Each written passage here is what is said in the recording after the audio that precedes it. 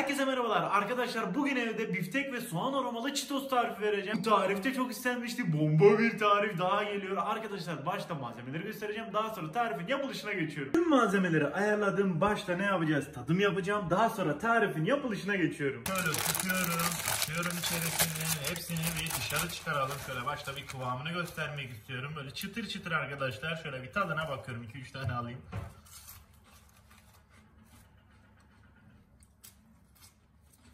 Çok lezzetli.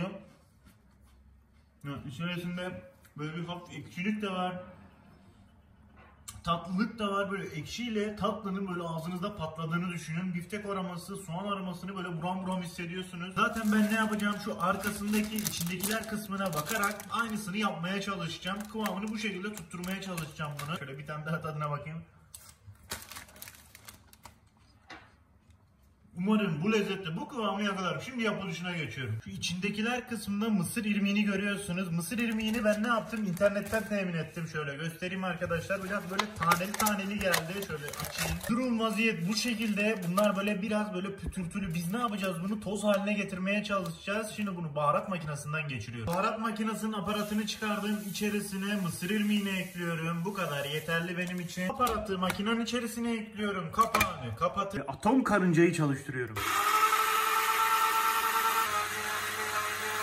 Evet, bu istediğimiz kıvama geldi. Şöyle bir açayım göstereyim. İstediğimiz kıvam tam da bu. Bunu bir elekten geçireceğim. Pütürtü varsa onu ayıklayalım. Böyle bir tane karıştırma kabı var. Süzgecimi ekliyorum üzerine. Üzerine çekmiş olduğum mısır irmiğini ekliyorum. Bunu havaya kaldırıp şöyle eleye eleye alt tarafa geçiriyorum. Pütürdü kalsın istemiyorum. Böyle dört dörtlük olsun istiyorum. Onun için bu şekilde yapmakta fayda var. Hepsini eledim. Gördüğünüz gibi şöyle kıvamı tam un gibi oldu. Evet, bunu kenara alalım. Şimdi diğer malzemeleri ayarlayacağım. Şimdi baharatını ayarlayacağım. Yine böyle iri taneli olduğu için baharat makinesinden geçirmeyi düşünüyorum. Şimdi tek tek içerisine baharatlarını ekliyorum. Böyle yarım çay bardağı soğan tozu var. Bunu ekliyorum. 1 tatlı kaşığı sarımsak tozu ekliyorum. Böyle 2 yemek kaşığı şeker ekliyorum. Bu 1, bu da 2. 1 yemek kaşığı kadar da tuz ekliyorum. Elimde şöyle buğday unu var. Buğday unundan da 1 yemek kaşığı kadar ekleyeceğim bunun içerisine. Böyle tepeleme 1 yemek kaşığı buğday ununu ekliyorum. Malzemeleri ekledim. Cihazımı şimdi kapatıyorum. Şöyle göstereyim. Ve cihazımı çalıştırıyorum. Evet, artık tamam. Şöyle bir cihazımızı açalım. Tam böyle un haline geldi. Bu da tam istediğimiz kıvamda. Şimdi tüm karışımları hazırladık. Şöyle yapacağız. Arkasına bakıyorum. İlk malzememiz neydi? Burada gördüğünüz gibi mısır irmiği. Mısır irmiğini tutuyorum. 1 su bardağı mısır irmiğini bu şekilde kaba aktarıyorum. İkincisi biftek ve soğan aroma çeşnisi demiş. Ben biftek aromasını internetten sipariş ettim. Bu şekilde geldi. Biftek aromasını tutuyorum. Kapağını açtım. 1 çay kaşığı kadar içerisine ekleyeceğim. Şöyle tutuyorum. İçerisine aktarıyorum. Devamında buğday unu, şeker, tuz, işte aroma arttırıcılar. Aroma arttırıcı zaten biz kullanmayacağız. Onu aroma kullandık zaten. Soğan tozu, sarımsak tozu. Bunları ekleyeceğim. Bunları ne yapmıştım? Baharat makinesinden geçirdim. Böyle göstereyim. Hepsini bunun içerisine aktarıyorum. Cheetos'un içerisinde hafif bir ekşilik olduğu için biz ne yapacağız? Burada limon pepper kullanacağız. Şöyle göstereyim onu da. Onu da baharat makinesine ekliyorum. Bunu da biraz toz haline getirelim. Tutuyorum, karıştırıyorum.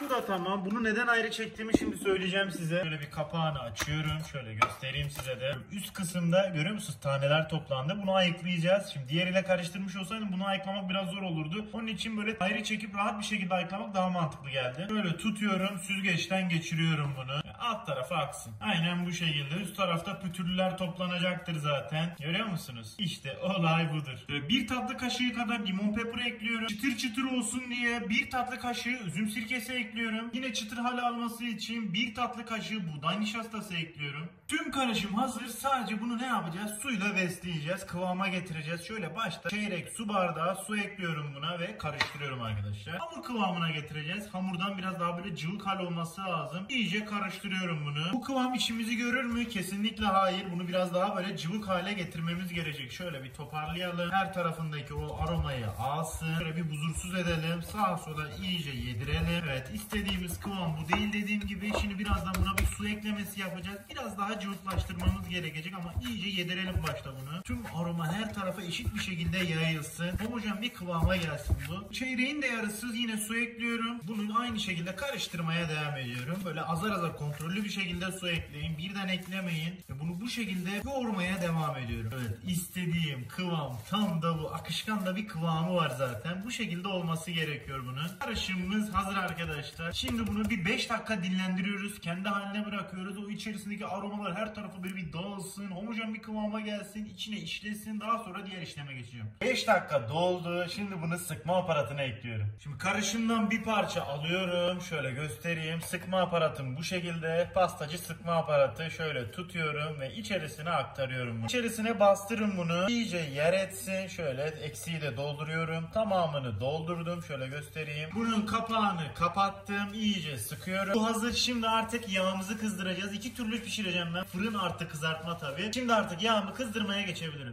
Ocağın altını yakıyorum. Tencereyi ocağa ekliyorum. İçerisine sıvı yağ ekliyorum. Boldan bunu eklemenize gerek yok. Çünkü böyle ince olacak zaten. Çok kalın bir şey değil. Bu kadar yeterli. Ve başta bunun kızmasını bekliyorum. Diğer yanda fırınımı açtım. Altlı üstü fanlı olacak şekilde 150 dereceye getirdim. Bir tane tepsim var. Dibini yağladım. Yağlı kağıt da ekleyebilirsiniz. Sıkıntı olmaz. Aynı şey. Böyle tutuyorum. Üstten bastıra bunu sıkıyorum. Ve bu şekilde şekil veriyorum. İstediğiniz uzunluğa geldikten sonra elinizle şöyle bıraktırabilirsiniz. Ve hepsini bu şekilde yapıyorum. Yapacağınız şey inanılmaz basit. Sadece sıkıyorsunuz bu şekilde. İstediğiniz uzunluğa geldikten sonra şöyle elinizle kestiriyorsunuz. Arkadaşlar bunları tepsiye aktardım. Şimdi bunu fırına atabilirim. Tam tamına 10 dakikadır pişiyor. Şimdi dışarı çıkarıyorum.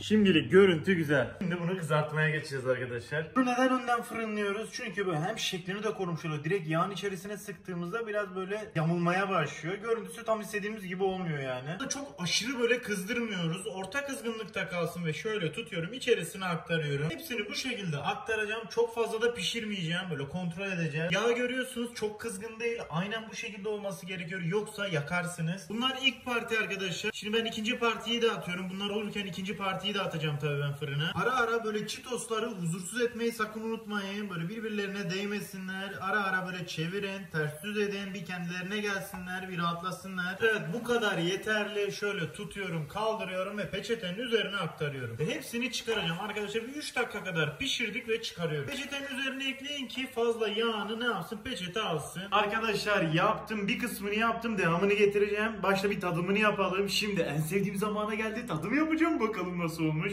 Şöyle tutuyorum ve tadına bakıyorum.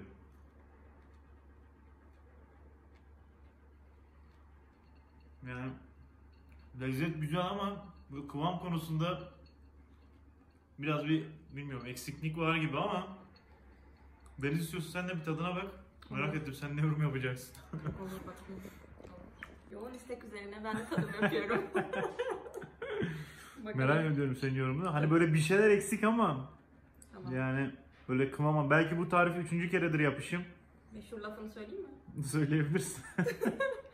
Tadım yapacağım bakalım nasıl olmuş. Bakalım.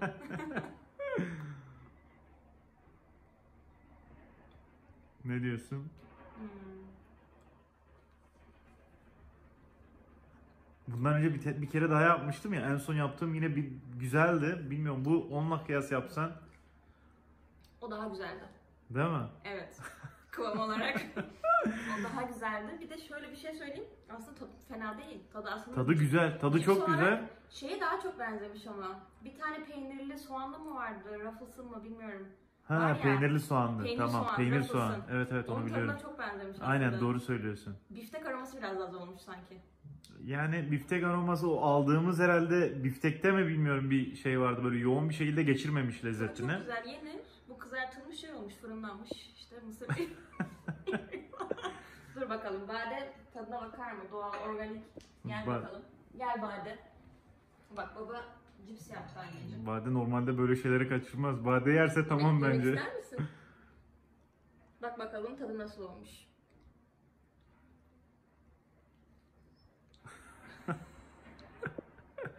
Köşesine aldı çekildi. Bade nasıl olmuş tadı? Güzel mi? Tadı güzel mi?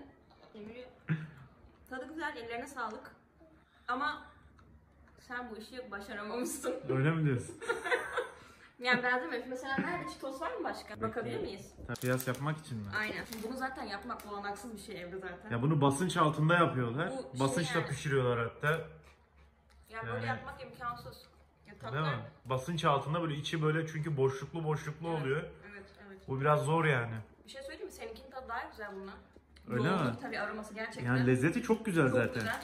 Yani ona bir isim verilebilir yani. Buna böyle bir isim verip aslında piyasaya sürebilirsin ama Tat diyorum. kıvamda zaten sıkıntı. Kıvamı yakalamak bir çok fabrika zor. kurarsan Eser'cim olabilir. Yapabiliriz makinelerden geçirip böyle. Ellerine sağlık ama yine çok güzel olmuş. Neyse arkadaşlar burada çekimi sonlandırıyorum. Biz bu işi başaramadık diyoruz. Kendinize iyi bakın. Bade de beğendi. Bade beğendi götürüyor değil Bade mi? götürüyor, Tamam o sessiz zaman sessiz sıkıntı yok. Hadi bay bay yap Bade Hadi sen bay bay de. yapalım mı? Bay Öpücük bay. atalım mı?